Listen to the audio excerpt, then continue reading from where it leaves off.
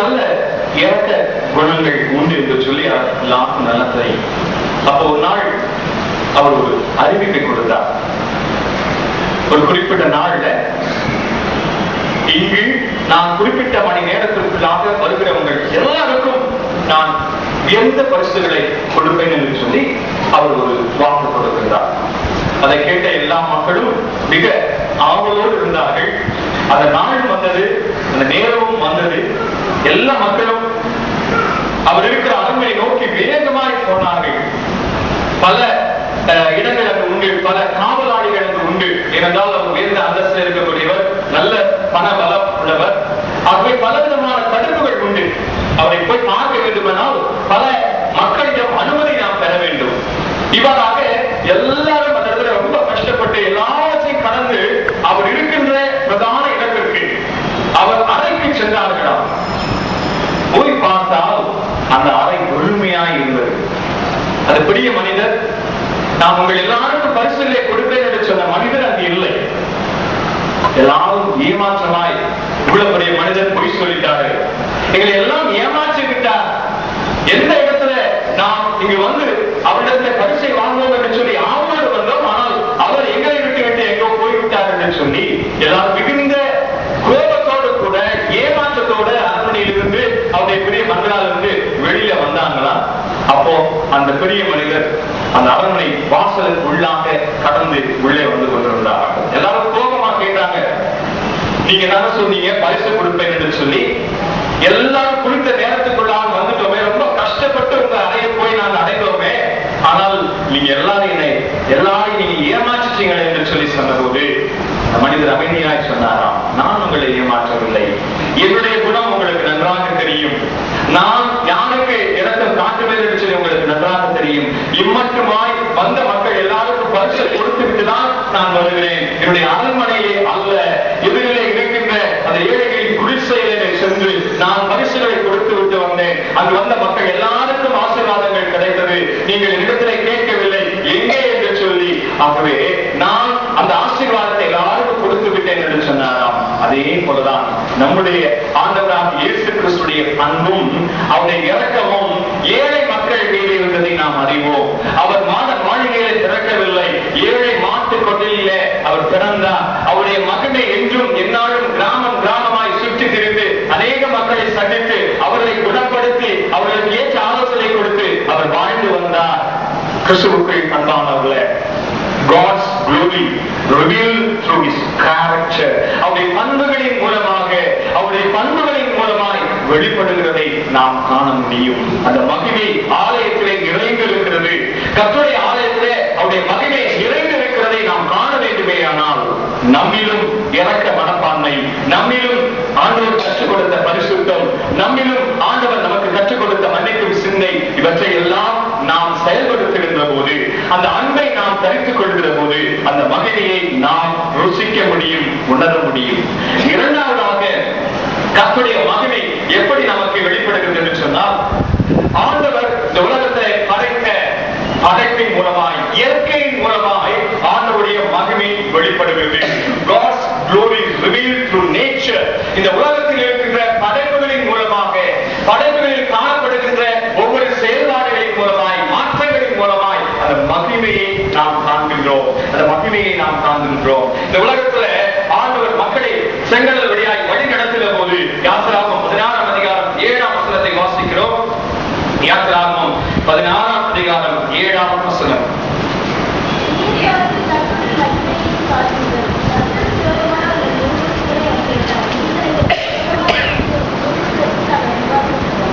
கர்த்தருடைய மகிமையினால செங்கடல் அது இரண்டாய் பிளந்ததை நாம் பார்க்கின்றோம். அதில் மக்கள் வழி நடந்தார்கள். அவர்கள் இயற்கையின் மீது ஆண்டவருக்கு வல்லமை உண்டு என்பதை, அவருடைய மகிமை இயற்கையினுடைய மாற்றத்தினுடையாய், இயற்கையை நடைபெறுகின்ற அந்த காரியங்களின் மூலமாய் ஆண்டவருடைய மகிமையை அவர் நமக்கு எடுத்து காண்பிக்கின்றார். கர்த்தருடைய மகிமை ஆலயத்தை நிரப்பிக்கு என்று சொல்லி 1 ராஜாக்கள் 8ஆம் அதிகாரம் 11ஆம் வசனத்திலே நாம் வாசிக்கின்றோம். மேக ஸ்தம்பமும் அக்கினி ஸ்தம்பமும் மக்களை வழி நடத்தது என்று சொன்னால், ஆண்டவருடைய மகிமை அவர்களுக்கு பாதுகாப்பை கொடுத்தது. பகலிலே மேக ஸ்தம்பமும், இரவிலே அக்கினி ஸ்தம்பமும் மக்களை அவர்கள் எகிப்திலிருந்து வந்தபோது வழி நடத்தினர் என்று சொன்னால், ஆண்டவருடைய மகிமை அதிலே வெளிப்படுகிறது. பாட கேட்ட பாடலை நாம் பார்க்கின்றோம். உணவு இருக்கின்றார் தகப்பன் வண்ணமாய் என்று சொல்லி அவர் ஏற்ற காலங்களிலே அந்த மக்களுக்கு ஆண்டவர் உணவை கொடுக்கின்றார். இயற்கையின் மூலமாக அது கொடுக்கப்படுகின்றது. ஆண்டவர் அந்த படைப்பின் மகிமை மூலமாய் வெளிப்படுவதை நாம் அந்த இடத்துல காண்கின்றோம். அதே போல கர்த்தருடைய மகிமை வெளிப்படுவதை நாம் பல காட்சிகளின் மூலமாக காண்கின்றோம் என்பதை கர்த்தர் தெளிவுபடுத்த விரும்புகின்றார். ஏசாயா தீர்க்கதரிசன புத்தகத்துல 35ஆம் அதிகாரம் 2ஆம் வசனம் சொல்லுகின்றது,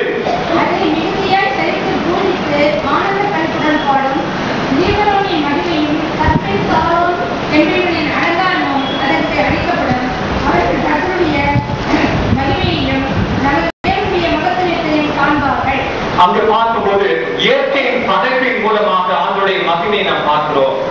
நேர்த்தியாய் ஒவ்வொரு இடங்களிலும் படைக்கப்பட்டிருக்கிறதை நாம் காண முடியும். ஒருவேளை உலகம் எல்லா இடங்களுக்கும் நம்மளால போக முடியாது. அப்படி போனவர்கள் வந்து சொல்லுகிறார்கள், இந்த படைப்பின் மூலமாய் எப்படிப்பட்ட ஒரு அதிசயத்தை நாம் காண்கின்றோம் என்று சொல்லி. ஒருவேளை அது டிஸ்கவரி என்று சொல்லக்கூடிய சேனலிலும் மற்ற இடங்களிலும் பார்க்கிறோம் இயற்கையுடைய அதிசயங்களை.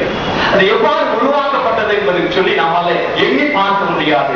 ஆகவே கர்த்தருடைய மகிமை அந்த இயற்கை படைப்புகளின் மூலமாக நமக்கு வெளிப்படுகிறதை பார்க்கிறோம். ஆகவே அந்த அளவுக்கு சாக்கியத்தை, அந்த அளவுக்கு ஆசீர்வாதத்தை கர்த்தர் இந்த உலகத்துல நமக்காக வைத்திருக்கிறார். படைப்பின் மூலமாக அவருடைய மகிமையை நாம் ருசிக்க முடியும். அந்த காலத்துல மாத்திரமல்ல, இப்பொழுதும் ஆண்டவருடைய மகிமை இயற்கை மூலமாக வெளிப்படுவதை நாம் விசுவாசத்தோடு பார்க்கிற போது விசுவாச கண்களினாலே நாம் அதை காண முடியும் என்று கர்த்தர் உங்களுக்கும் எனக்கும் கற்றுக் கொடுக்கிறவராக இருக்கிறார். அது மாத்திரமல்ல, புதிய ஏற்பாட்டின் காலங்களிலே ஆண்டவர் இயேசு கிறிஸ்து பணியாற்றிய போது காற்றையும் கடலையும் அதட்டி அவர் அமர்த்தினார். ஆகவே அதன் மூலமாக அந்த மகிமையை அங்கு அவர் வெளிப்படுத்துகிறார், வல்லமை வெளிப்படுத்துகிறது. அவருடைய பண்புகளிலே இன்னொன்றை நாம் பார்க்க முடியும். அவருடைய அந்த வல்லமை, மெஜஸ்டி என்று சொல்லுகிறோமே, அந்த ஆசீர்வாதம் நமக்கும் கிடைக்க வேண்டும் என்று சொல்லி தேவன் விரும்புகின்றார். ஆகவே ஆண்டவருடைய அந்த மகிமையை நாம் காண வேண்டுமானால் இயற்கையிலே அதை பார்க்கின்றோம். பல இடங்களிலே பலவிதமான காட்சிகளின் மூலமாக, மரங்களின் மூலமாக, நீர்வீழ்ச்சிகள் மூலமாக, சமவெளிகள் மூலமாக பல இடங்களிலே ஆண்டவர் நேர்த்தியாய் இந்த படைப்பை உருவாக்கி வைத்திருக்கிறாரே, அதில் நாம் அவருடைய மகிமையை காண்கின்றோம். அந்த மகிமையை நாம் காண்கின்றோம். அன்புக்குரியவர்களே, அப்படிப்பட்ட மகிமை ஈடுபடாத ஒரு மகிமையாய் காணப்படுகிறது. ஆண்டவருடைய மகிமையானது என்றென்றும் மாறக்கூடியது அல்ல, நிலைத்திருக்கக்கூடியதாய் இருக்கிறது. சங்கீதங்களின் புத்தகத்துல நாம் அதை 104ஆம் சங்கீதத்துல 31ஆம் வசனத்திலே நாம் வாசிக்க முடியும். 104:31 எந்தெந்தைக்கும் அவருடைய மகிமை நிலைத்திருக்கும். ஆகவே அவருடைய மகிமையானது பண்புகள் மூலமாய் நமக்கு வெளிக்காட்டப்படுகிறது. அவருடைய மகிமையானது இயற்கையின் மூலமாய் நமக்கு வெளிக்காட்டப்படுகிறது.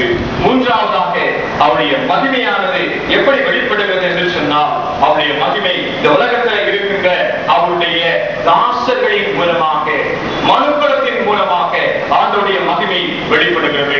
God's glory revealed through his way of relationship with creations. ஆண்டவருடைய அந்த பிள்ளைகளின் கூட, ஹியூமன் பீயிங்களோட கூட அவருடைய தொடர்பின் வழியாக அந்த மகிமை நமக்கு வெளிப்படுகின்றது. கிறிஸ்துவுக்குள் அன்பானவர்களே, அநேக இடங்களிலே ஆண்டவர் தம்முடைய நாசர்களோடு கூட இடைபடுகின்றார். தம்முடைய நாசர்களை அவர் சந்திக்கின்றார். அவர்கள் மூலமாக ரட்சிப்பை இந்த உலகத்திலே அவர் நடப்பிக்கின்றார்.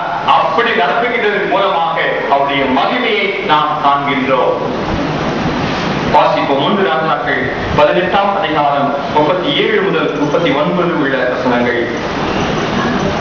1 ராஜாக்கள் 18, 37 முதல் 30.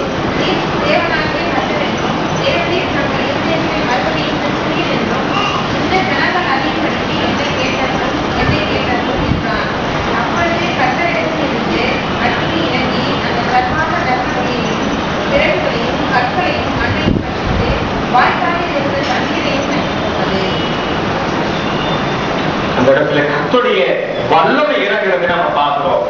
எலியா அற்பமான ஒரு மனிதன், உங்களை போல எங்களை போல வாழ்கின்ற ஒரு மனிதன்.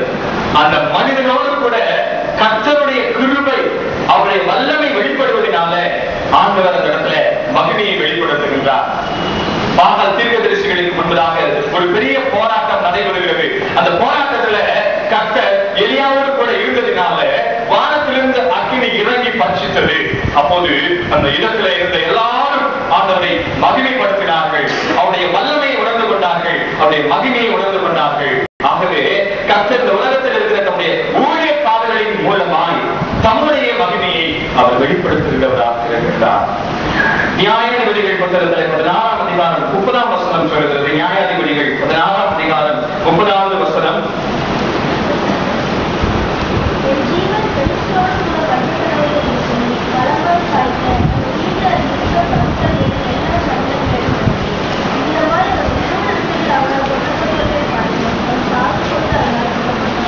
சிம்சோனை குறித்து நம்ம பார்க்கிறோம். கர்த்தருடைய வல்லமை அவர் மீது இறங்கியதினாலே அநேக மக்களை அவர் வீழ்த்தினார். உயிரோடு இருந்ததை காட்டிலும் அவன் சாகும்போது அவனாலே வீழ்த்தப்பட்டவர்கள் அநேகர் என்று சொல்லி வாசிக்கிறோம். கர்த்தருடைய மகிமை அந்த இடத்துல எல்லாரையும் அநேகரையும் ஆசீர்வாதமாய் வழிநடத்தி செல்ல இருந்தது. அது காட்சியாய் சாட்சியாய் அமைந்ததை நாம் பார்க்கின்றோம். யாத்திராகமத்தை வாசிக்கும்படி 3ஆம் அதிகாரம் 4ஆம் வசனத்துல கர்த்தருடைய மகிமையானது அந்த முட்செடியின் மூலமாக வெளிப்பட்டதை நாம் பார்க்கிறோம். மோசேயோடு கூட உள்ள அந்த உறவிலே மோசேக்கு தன்னை வெளிப்படுத்துவதற்காக கர்த்தருடைய மகிமை எரிகிற முட்செடி அந்த இடத்துல நன்றாக பச்சையாய் இருக்கக்கூடிய அந்த செடியானது எரிகிறதின் மூலமாக ஆண்டவர் மாறாதவராய் அழியாதவராய் இருக்கிறார். அந்த அக்னியிலே ஆண்டவர் வெளிப்பட்டு அந்த இடத்துல அவருடைய மகிமையை காண்பிக்கிறார் என்று சொல்லி நாம் பார்க்கிறோம். அதே விதமாக மோசே 10 கட்டளை அவன் வாங்க செல்லும் போது அவன் மீண்டுமாய் திரும்பி கீழே வருகிற போது மக்கள் ஒருவரும் அவனுடைய முகத்தை காண முடியவில்லை. அதற்கு காரணம் என்ன? அவனுடைய மகிமை அவனை மறைத்திருந்தது. அந்த மகிமை பிரகாசத்தினாலே அவன் காணப்பட்டதினால யாரும் அவனுடைய முகத்தை காண முடியவில்லை என்று சொல்லி பார்க்கிறோம். சகரியா மகாபிரதான இடத்திலிருந்து வெளியே வருகின்ற போது அந்த சகரியாவுடைய முகத்தை காண முடியாமல் மக்கள் மிகவும் பயந்தார்கள் என்று சொல்லப்படுகிறது. அதற்கு காரணம் கர்த்தருடைய மகிமை அந்த தாசனை மறைந்ததினாலே, கர்த்தருடைய மகிமை அந்த சகரியா மீது இருந்ததினாலே அவர் அந்த ஆசீர்வாதத்தை மக்களுக்கு வெளிப்படுத்தியதாய் காண்கின்றதை நாம் உணர்கின்றோம். ஆகவே தம்முடைய தேவ தாசனின் மூலமாய் ஆண்டவர் தம்முடைய மகிமையை வெளிப்படுத்துகிறவராய் இருக்கின்றார். அதே வண்ணமாக தானியேல் புத்தகத்தில் 3ஆம் அதிகாரம் 25ஆம் வசனத்தை நாம் வாசிக்கின்ற போது